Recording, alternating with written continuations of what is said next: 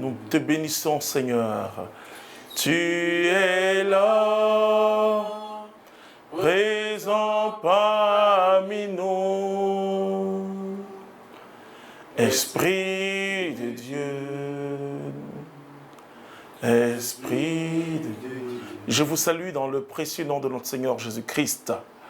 Et je suis heureux de vous retrouver en ce milieu de jour du samedi 13. Et je bénis le Seigneur pour ce que nous sommes en train de vivre. Nous sentons déjà la semaine sainte. Alors nous allons commencer un nouveau cheminement, la croix et la gloire. Et nous partirons de l'expérience de Job. Parce que quand on ne comprend pas la croix et la gloire, c'est difficile de saisir le mystère pascal. Beaucoup de personnes présentent la vie chrétienne comme une vie de souffrance. Bon. D'autres disent, ah non, non, et quand tu deviens chrétien, tu portes ta croix. Mais de quelle croix il s'agit? Ou bien on présente cette vie chrétienne parfois comme une vie misérable. Ou certains, à qui on dit qu'ils prêchent l'évangile de la prospérité. Je n'aime pas ce terme évangile de la prospérité, même si des Américains évangéliques, ils vivaient quelque chose, on dit évangile de la prospérité. Parce que l'évangile, c'est une très bonne nouvelle. Et cette bonne nouvelle rend prospère à tous égards. Bien sûr, on veut parler de ceux qui mettent l'accent sur le fait que Jésus-Christ donne des choses, mais c'est la spiritualité, il faut respecter la spiritualité. Alors, quand on utilise ça, surtout dans le langage catholique, il y a un problème, parce que l'évangile est la vie de Dieu qui s'est manifestée en la personne de Jésus-Christ. Et l'évangile nous donne le bien-être. Le bien-être est d'abord spirituel, ce que Jésus fait. Mais le bien-être spirituel est différent du fait que je peux rencontrer dans la vie des difficultés d'ordre humain simplement. Alors, beaucoup de chrétiens, et surtout, je reviens d'une mission où, quand vous parlez du christianisme, on dit la croix, la souffrance, la tristesse, et on a l'impression de voir les chrétiens comme des malheureux. Je vais vous donner, par la grâce de Dieu, par la toute petite formation que j'ai, le sens de la souffrance, de la croix. Est-ce que la croix, c'est synonyme de souffrance? Non, pour nous les chrétiens, c'est synonyme de la victoire. Et j'aime beaucoup Jean qui dit à chaque fois, Jésus dit, mon heure n'est pas encore arrivée. Mais l'heure de la gloire de Jésus, c'est sur la croix. Alors comment comprendre le sens de la croix? Oh frères et sœurs, j'ai entendu des choses terribles. Terribles. On a demandé à des chrétiens, mais prends ta croix, mais montrer la croix des chrétiens. Parce que quand Jésus était à la croix, et sur la croix, il y avait deux personnes, et qu'on appelle les larrons. On dit un bon, ça c'est la tradition qui le dit, et un qui est mauvais. Mais donc, c'est qui? Et donc, la croix, c'est pas la valeur de la croix. Pour nous, les chrétiens, c'est Jésus-Christ. C'est Jésus qui est sur la croix. Amen. Vous voyez, aujourd'hui, malheureusement, c'est la chaise électrique, c'est les piqûres. Mais Jésus est mort de la mort la plus atroce par amour pour chacun d'entre nous. Alors, qu'est-ce que la croix? Qu'est-ce que la souffrance? D'abord, la théologie catholique, puisque quand même je suis catholique, ne magnifie pas la souffrance. Ça, il faut bien comprendre ça. Et elle ne prend pas la souffrance comme une valeur, mais elle dit que la souffrance peut contribuer, parce que vous et moi, nous sommes sauvés par la souffrance de Jésus. Et on parle même de la passion de Jésus. Vous voyez, il y a une différence entre la passion et le mystère pascal. Le mystère pascal comprend la passion et la crucifixion, la mort et la résurrection de Jésus. Et je dis souvent, la croix et la gloire sont deux facettes d'une même pièce. Voilà. Et comment comprendre la croix? Non, la croix de Jésus, c'est vraiment son amour, le plein d'amour de Dieu pour chacun d'entre nous. Donc, on est d'accord que la souffrance n'est pas une valeur. La vie chrétienne, ce n'est pas le fait de chercher une souffrance pour la souffrance. Je dis souvent à l'épreuve, oh, tu n'as pas besoin de chercher en disant, Seigneur, donne-moi ta couronne d'épines, Seigneur, donne-moi tes sigmas, donne-moi. Vous savez, c'est... l'épreuve est une jeune fille généreuse, elle viendra. Donc, tu n'avais pas besoin de demander. Si tu es chrétien, hein, je suis obligé de te le dire, mais là, je ne suis pas en train de t'effrayer. Hein.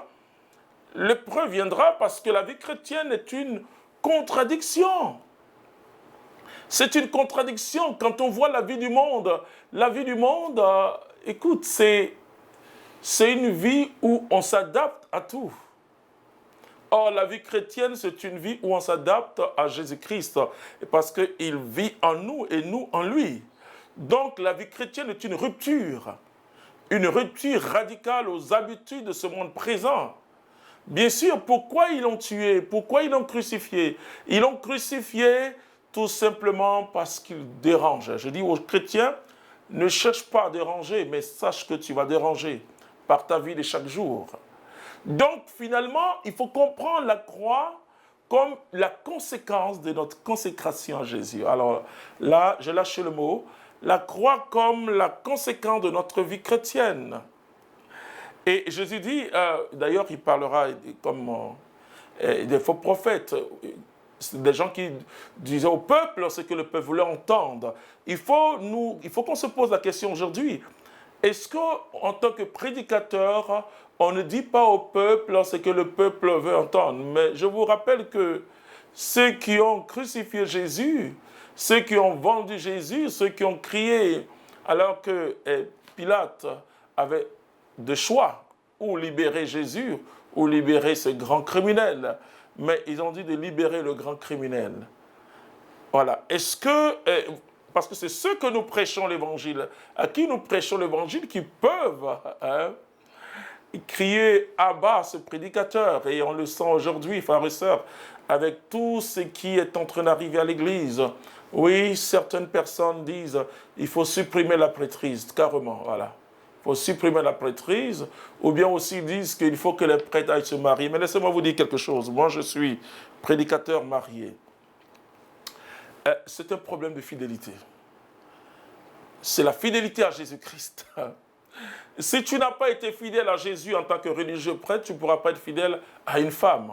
Donc, ce n'est même pas la peine. Ce n'est pas la peine de dire que non, et parce que c'est la fidélité. Moi, c'est parce que je suis fidèle à Jésus que je suis fidèle à ma femme. Donc, c'est d'abord la fidélité. Donc, ce n'est pas une question tu peux ou tu ne peux pas. C'est une question de grâce qu'on reçoit du Seigneur. La force du Saint-Esprit. Si ta vie n'est pas une vie de prière, vous savez, il y a l'activité démoniaque. Et le démon, il s'en fout de ceux qui ne vivent pas la vie chrétienne. Mais il cherche à déstabiliser ceux qui vivent la vie chrétienne. Et c'est pourquoi Jésus dit, veillez et priez pour ne pas tomber dans la tentation. C'est très important, frères et sœurs. Donc la croix, qu'est-ce que la croix? Je suis en train de montrer, après je vais, à partir de la vie de Job, que je vais lire tout à l'heure, expliquer ce que c'est et comment on vit cette croix. Quand tu as Jésus-Christ, moi j'ai connu la pire souffrance que quand j'ai accepté Jésus-Christ comme Sauveur et Seigneur. Oh, je comprends ma famille, c'était un choc. Parce que je n'ai pas accepté Jésus dans le sens où, et écoute, j'étais toujours étudiant, je pouvais faire encore beaucoup de choses. Mais il m'a dit stop, stop. Et j'ai stoppé, on ne comprenait pas pourquoi. Et j'ai stoppé tout, voilà, je devais des ambitions, aller en France, et faire telle chose, et voilà. Et puis, stop, stop, stop, ok. Sans me dire, écoute, je veux que tu sois religieux, je veux que tu sois prêtre, et stop, ok. J'ai stoppé, ça m'a coûté cher. Mes amis de la fac, ils me disaient, mais tu es fou, tu es une folie en plus. Il me dit stop, et puis il dit, marie-toi. Je n'ai pas maison, je n'ai pas de travail, il dit, marie-toi. Oui, et c'est exactement ce que je fais. J'aime raconter cette histoire de ce griot, de cette belle commune de la capitale économique de la Côte d'Ivoire qu'on appelle Cocody. Il n'avait jamais vu quelqu'un venir au mariage à pied. Voilà. Mais il m'a vu sortir de la mairie à pied. Au début, il tape, vous voyez, comme les griots. Les griots font des éloges, donc patron bas, les bébas. Et puis, il se rend compte qu'il n'y a pas de voiture, je marche. Il tape patron bas. Il est étonné. Il n'a jamais vu quelqu'un comme ça. Patron bas, belé béba, et je marche pour aller. Les frères sont derrière moi. Seigneur, si tu m'as béni, c'est pour toujours. C'est parce que la vie chrétienne est une contradiction. C'est vraiment ce que Paul dit. J'ai été crucifié. Si je vis, ce n'est plus moi qui vis, c'est Jésus-Christ qui vit en moi. Pendant 2 années de ma vie, avoir un billet de 10 000, ça fait combien d'euros? À peine 15 euros par là, 16 euros. Et c'était ou bien combien de dollars? À peu près 20 dollars, 19 dollars. Et c'était quelque chose de terrible pour les gens. Mais moi, je vivais. Pendant 2 années de ma vie, avoir 10 000 francs CFA était un événement. Mais j'étais joyeux dans le Saint-Esprit. Mais la souffrance, je ne comprenais pas au début. Un jour, j'étais là, triste, et une voix qui me dit, est-ce que tu sais que quand tu es triste, quelqu'un est content? Je dis, mais c'est qui? Il me dit, c'est le diable, mais quand tu es content, lui, il est triste. Je dis, oh Seigneur, c'est fini, je serai toujours joyeux. Soyons toujours joyeux, frères et sœurs, et prions sans cesse. C'est la volonté de Dieu sur notre vie. Voilà. Alors, qu'est-ce que Job va vivre quelque chose de terrible? Mais au chapitre 42, verset 5, il dit, je ne te connaissais que par ouï dire, mais maintenant mes yeux t'ont vu. Aussi je me rétracte et m'afflige sur la poussière et sur la cendre. Après qu'il eut ainsi parlé à Job, Yahvé s'adressa à... Bon, bien sûr, et je prends au verset 10, après le verset 5, je prends au verset 10, et Yahvé restaura la situation de Job, tandis qu'il intercédait pour ses amis. Et même Yahvé accrut au double tous les biens de Job. Vous comprenez que Job il avait tout perdu. Mais arrivé un moment, il fait une expérience lumineuse. Laisse-moi te dire que quand tu n'as pas fait l'expérience de Jésus, tu penses que c'est ton poste qui est ton assurance. Tu penses que c'est ton argent et c'est tout ce que tu as.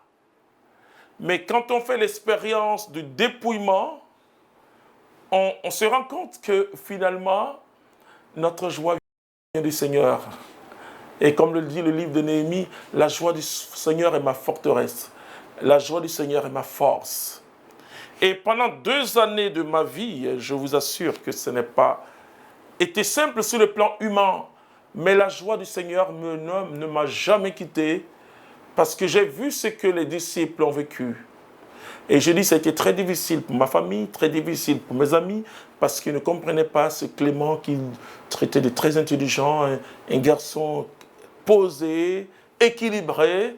Et alors on me dit, j'ai une folie religieuse. Voici comment commence la croix.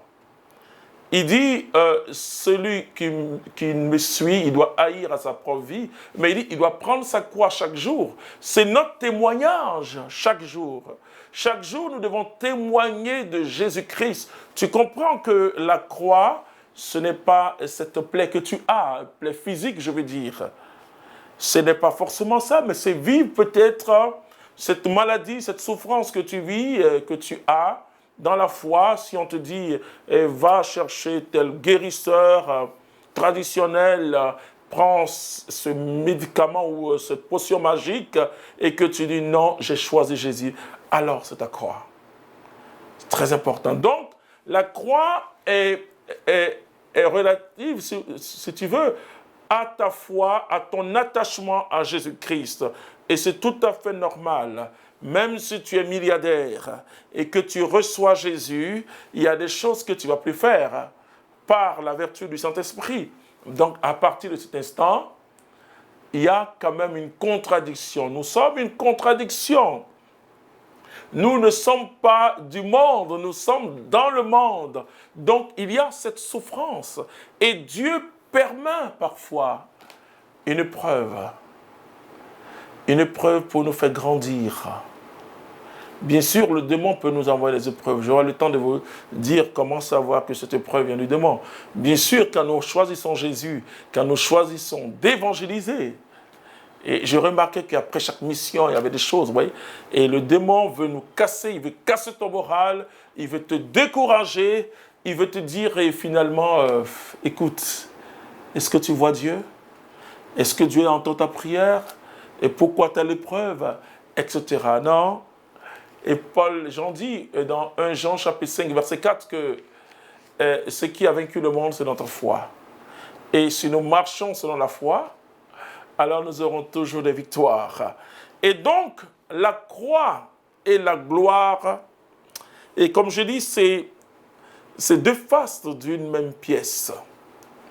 Et c'est pourquoi le chrétien vit dans les deux.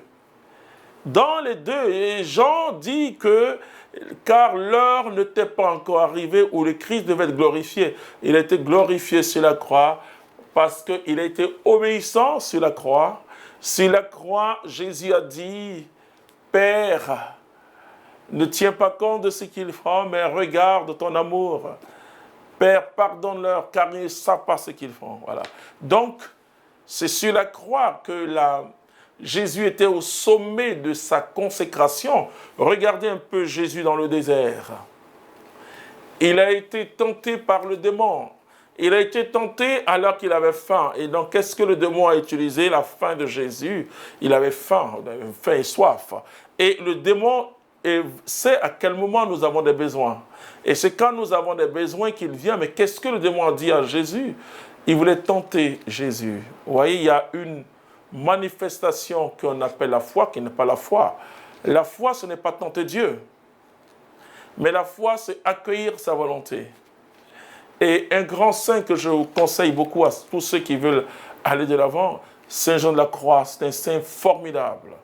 Alors, mon frère, je te dis ces choses pour que ta semaine sainte soit une belle semaine sainte. Marche à la suite de ton Dieu.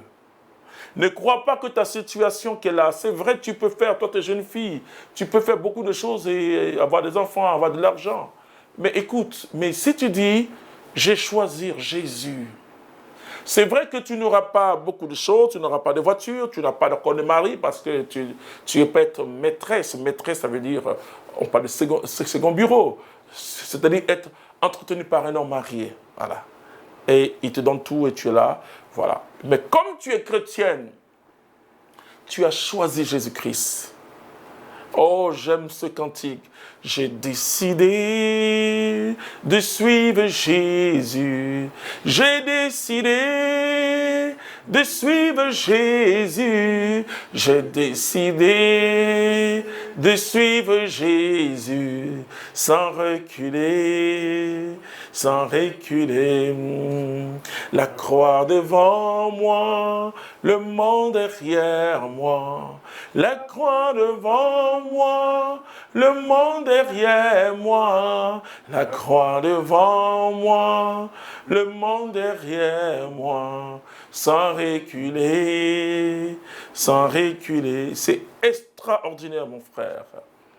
C'est vrai qu'on souffre, et Paul dit que nous souffrons à cause du Christ. Mais si nous souffrons à cause du Christ, si nous mourons aussi à cause du Christ, avec le Christ, nous régnerons. Amen. Donc, la souffrance du chrétien, c'est son engagement à la suite de Jésus.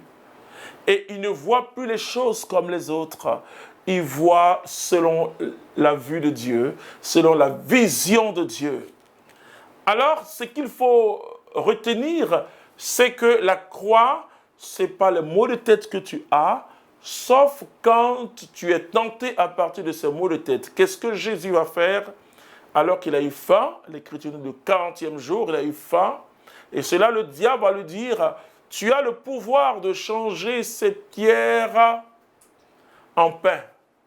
Comprenez? Et je vois des personnes à qui on lance des défis. Il dit, bon d'accord, viens, tu vas voir que Dieu est avec moi. Non, c'est pas ça. C'est pas ça. Alors viens, tu vas voir, il y aura des miracles, alors on saura que Dieu est avec nous. Non, c'est pas ça. Jésus a dit, malgré qu'il avait faim, l'homme ne vivra pas seulement de pain, mais de toute parole. Mais il a dit, il est écrit que tu ne tenteras pas ton Dieu. Voilà. Et là encore, Jésus a résisté. Il sait vraiment à chaque fois quand nous résistons, la Bible dit, soumettez-vous à Dieu, résistez au diable, il fuira loin. Et Jésus a résisté. Il a résisté. À chaque fois que tu résistes, ta consécration en Dieu s'amplifie. Et tu deviens plus fort spirituellement. Alors les anges sont venus fortifier Jésus. C'est ça la croix. Renoncer à sa vie. Renoncer aux choses qui ne confessent pas le nom de Dieu. Parce que tu aimes Jésus. Il dit, mon fardeau, il est doux et léger. Je parlais dernièrement avec des frères évangéliques et qui m'ont abordé après un enseignement en France. Ils m'ont abordé parce qu'ils étaient là. Bon. Ils m'ont abordé pour dire, écoute, vous les catholiques, vous présentez la vie chrétienne comme une croix, comme une souffrance. Alors ceux qui viennent à l'église sont des gens malades. Il n'y a pas de joie chez vous. Il n'y a pas vraiment, on est triste. Il y a les vieilles personnes, des gens qui ont la maladie. Enfin, je parle comme eux, hein, voilà, qui ont la maladie, etc., qui viennent. Oui. Je leur ai dit, non, mais qui vous a dit ça? Il dit, non, mais c'est ce qu'on enseigne. Non, c'est pas ce que nous on enseigne dans l'église catholique. Nous enseignons la victoire par la croix. Ah bon? Oui, la victoire par la croix. Parce que Jésus, quelle était sa mission? Ce n'était pas la résurrection, c'était aller jusqu'à la croix. Il était obéissant jusqu'à la mort sur une croix. C'est pourquoi Dieu l'a souverainement élevé et lui a donné le nom qui est au-dessus de tout nom, afin qu'au nom de Jésus-Christ, tous genou fléchissent dans les cieux, sur la terre et sous la terre, et que toute langue confesse que Jésus-Christ est Seigneur, à la gloire de Dieu le Père. Alors ils m'ont regardé, j'ai dit oui. Et donc la croix, il y a une obéissance. On peut passer par des difficultés, il n'y a pas de problème. Mais on sait à la fin que on aura la victoire. Parce que si nous souffrons avec lui nous rayerons. C'est-à-dire que la victoire de Jésus, il a dit ce qu'ils ont fait au bois vert, ils le feront au bois sec. Nous sommes en tant que chrétiens dans ce monde une contradiction et nous ne pouvons pas plaire, pas que on doit provoquer le monde, mais nous sommes une provocation. Tu écartes dans une structure où tu as la comptabilité avec toi, mais tu peux t'enrichir de manière illicite. Mais puisque tu es chrétien, tu as même des besoins, mais tu dis au nom de Jésus-Christ. Alors c'est la croix. Une personne est venue me dire, écoute, ton fils, c'est-à-dire son mari, et quelqu'un pourrait marcher, quelqu'un a proposé 200 millions de francs CFA. 200 millions de francs CFA, c'est à peu près 30 000 euros par là. Voilà. 30 000 euros par là. Voilà, c'est ça, si je ne me trompe pas. Ouais, 30 000 euros. Et donc, vraiment, voilà, ton fils, vraiment, il déconne, c'est pas normal, c'est pas, etc. Je l'ai dit, mais qu'est-ce qu'il a fait? Mais il sait qu'on a des problèmes et puis il a refusé. Pour donner un marché à quelqu'un, est-ce que c'est compliqué? Quelque temps après, on a nommé son mari à un haut poste, très haut poste. Alors, elle vient me dire, Dieu a fait quelque chose. Je dis, tu vois, et parce que quand elle m'a dit, je dis, mais c'est bien. C'est l'héritage qui va laisser à ses enfants. Elle dit, mais il n'a rien à son compte. Je dis, non. C'est sa vie de Dieu, sa vie en Dieu. Alors, cet homme a été nommé et je donne toute la gloire au Seigneur Jésus-Christ. C'est très important, frères et sœurs, de supporter parfois des tribulations à cause de Jésus. Et une prédication aujourd'hui qu'il faut vraiment, je crois que ceux qui prêchent, ils ne font pas attention, hein, peut-être qu'ils font plus de la communication. Hein. Il ne faut jamais dire aux gens, quand ils traversent des difficultés, c'est le démon. Voilà. Il ne faut jamais leur dire ça d'abord. Il ne faut pas leur dire ça quand tu traverses des difficultés ou quand tu t'es pas marié sur le démon, etc. Je vais vous dire quelque chose. Le démon s'en fout et tu peux avoir des milliards. D'ailleurs, ceux qui font des pactes avec le diable ont des milliards. Ont des milliards. Non, c'est pas ça. Le démon, c'est pas lui qui t'empêche de te marier. Le démon, c'est pas lui. Le démon, il veut une seule chose, t'empêcher d'aimer Jésus. Voilà. T'empêcher d'aimer Jésus. C'est tout ce qu'il veut faire. Alors, bien sûr, il peut il peut, si quelqu'un est attaché à quelque chose, et s'il sait que cette chose te tient à cœur, alors tu l'intéresses. Et si le fait que tu n'as pas telle chose, tu peux maudire Dieu, tu peux rejeter Dieu, comme la femme de Job a dit à Job, écoute, maudis Dieu et meurs. Voilà. Mais il a dit, mais le Seigneur, si je l'ai béni dans l'abondance, je vais bénir le Seigneur pendant que je n'ai rien. Voilà, vous comprenez? C'est ça la croix du chrétien. C'est-à-dire, féliciter Dieu. Voilà, c'est le mot, féliciter Dieu. Féliciter Dieu, voilà, pour qu'il nous introduise dans sa félicité à lui. Lui dire merci, voilà, Seigneur, tu es vraiment intéressant, tu es vraiment fort. Alors qu'en apparence, rien n'est là, voilà. Mais Seigneur, merci, tu es vraiment fort pour tout ce que tu fais dans ma vie. Les gens vont te regarder et vont dire, mais qu'est-ce que Dieu fait dans ta vie? Oui, il me donne le souffle de vie. Il me permet d'être joyeux. Oh, quel trésor.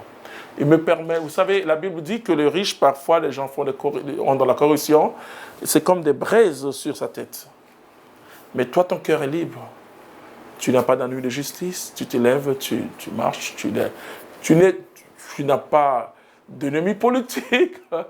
Tu es là, tu vis, voilà. Mais tu es un ennemi spirituel qui a le démon et qui peut entrer dans les gens pour te faire souffrir. Peu importe, laisse-moi te dire que tu auras la victoire.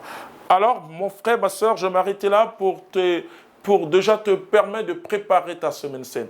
Ce n'est pas un drame, ce que Jésus a dit, c'est la passion. Il a tellement aimé le monde, Dieu a tellement aimé le monde qu'il a donné son Fils. Ce n'est pas un drame, ce n'est pas une défaite. Et c'est pourquoi, dans l'Église catholique, le chemin de croix finit par la 15e station. Je me suis posé toujours la question, mais pourquoi les gens... ils font jusqu'à la 80e station. Non, il faut faire qu'à la 15e station. Le carême est éclairé par la résurrection. C'est pas... les chrétiens célèbrent... c'est l'introduction de la Pâque. C'est l'introduction de la Pâque. Et quand on voit même... c'est pour ça que les fêtes pascales commencent le jeudi saint. Après le vendredi saint, nous sommes toujours dans la fête pascale, dans les fêtes pascales. Oui, donc le carême que nous sommes en train de vivre, et c'est pour cela que certains charismatiques, en chantant, ils ne peuvent pas dire Alléluia, ils disent Maranatha, mais ça dépend de quel chant, ça dépend, c'est pas l'acclamation. Il n'y a pas d'acclamation dans la liturgie, il ne faut pas confondre la liturgie et ta prière personnelle, c'est pas possible. Voilà.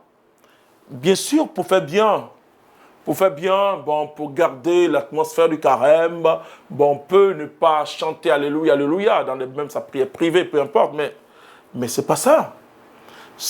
La liturgie, c'est une expression céleste, on vit quelque chose, on est comme dans une attente extraordinaire de la résurrection de Jésus, mais le carême est éclairé par la résurrection de Jésus. On fait le carême parce que Jésus est ressuscité. Alléluia. Voilà. Parce qu'il est ressuscité. Donc, ce n'est pas un chemin de défaite. Le chemin de croix est un chemin de victoire. Donc, il faut terminer par la 15e station. Voilà.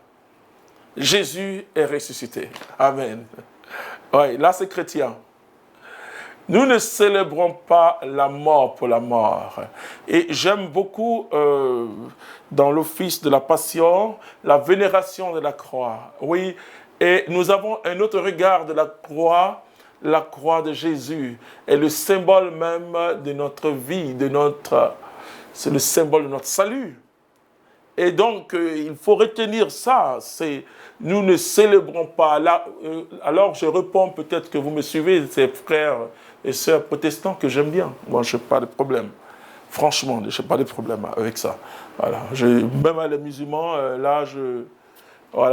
je travaille avec eux dans le sens de ramener les cœurs des enfants vers le Père, c'est-à-dire de ramener nos cœurs vers Dieu.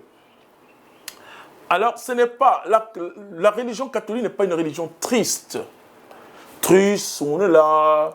Quand Jésus mourait au Calvaire, on se souvient que c'est celui qui est mort qui est ressuscité. C'est celui qui est mort. Alors toi qui vis de difficultés, je dis, il y a déjà la résurrection en toi par ton baptême. C'est extraordinaire. Et nous devons célébrer Jésus dans la joie. Si on ne célèbre pas Jésus dans la joie, même le temps de carême, il y a ce qu'on appelle le dimanche de la joie. Tout ça, c'est le 3e dimanche pour rappeler aux chrétiens, parce que c'est très important. Attention, on n'est pas en train de vivre, mais on est en exercice spirituel là, pour mieux vivre notre résurrection. Pour mieux vivre vraiment, et pas simplement la fête, pas seulement la fête pascale, les fêtes pascales, mais pour mieux vivre notre vie chrétienne. Donc, c'est un temps de conversion et de pénitence où je demande à Dieu, parce que la 16 c'est quoi? C'est une privation volontaire. Je demande tout ce que je fais, le jeûne, etc., c'est pour demander à Dieu d'agir dans ma vie et de me transformer et de me détacher. Que le Seigneur te bénisse, qu'il t'accorde bonheur sur bonheur et que tu fasses une véritable expérience de Jésus-Christ. Et on ne peut pas séparer la croix de la gloire, ce n'est pas possible. Ou bien on ne peut pas séparer la gloire de la croix. Ce n'est pas possible. Ce n'est pas possible. Certes, nous sommes dans la gloire parce qu'il est ressuscité. Hein? Mais nous passons par les tribulations et qui nous montrent que nous ne sommes pas sur notre territoire définitif et que nous sommes toujours en pèlerinage sur cette terre.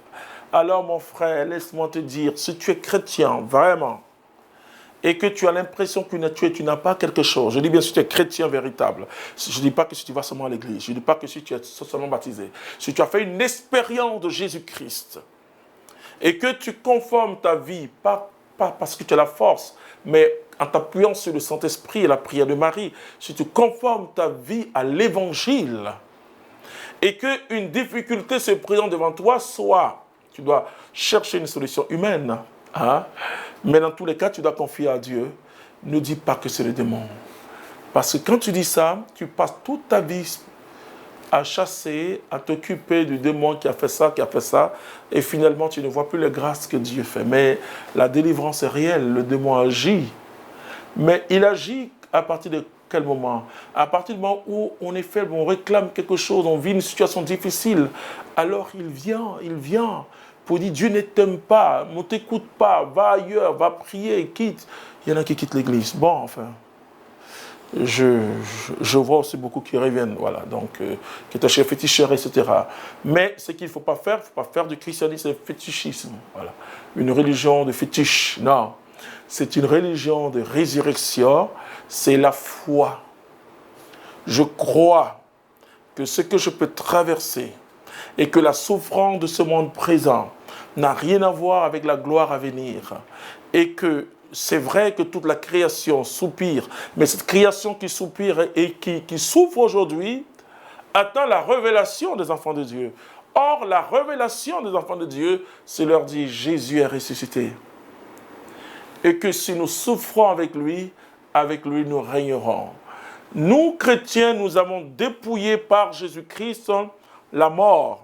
Mort, où est donc ta victoire? Nous avons dépouillé l'épreuve de son venin, on a extrait. Et finalement, on regarde l'épreuve comme un moyen extraordinaire de purifier notre foi. Parce que Pierre dit que comme l'or est purifié par le feu, nous aussi, et c'est très intéressant, je ne souhaite pas, de toute manière, tu n'as pas à souhaiter, j'ai dit c'est une jeune fille généreuse, elle viendra elle-même. Mais l'épreuve nous aide à grandir dans notre foi, à purifier, et c'est très intéressant. Dis-moi ta foi qu'à partir d'une épreuve. Pas me dire que Dieu m'a béni, j'ai la foi. Non, ça, je ne connais pas. Dis-moi ta foi à partir d'une situation dure que tu traverses. Et si tu tiens, je dirais que tu as la foi. Que Dieu te bénisse. Ciao, ciao. Je salue tous ceux qui nous suivent depuis l'Italie. Je salue tous ceux qui nous suivent depuis le diocèse de Cergy-Pontoise. Tous ceux qui nous suivent depuis le diocèse de Fréjus-Toulon, tous ceux qui nous suivent depuis la Belgique, ceux qui nous suivent depuis le Sénégal, le Ghana, du Canada, des États-Unis, en Asie, à Martinique, toi qui te suis toujours, hein, laisse-moi te dire que je serai bientôt à Martinique. Quand je dis bientôt, c'est 2021. À Martinique. Donc, que Dieu te bénisse. Alléluia. Que Jésus t'aide, qu'il m'aide aussi dans cette semaine sainte à aller plus haut. Je veux aller plus haut. Je veux aller plus haut avec toi. Saint-Esprit, que Dieu te bénisse éternellement. Amen.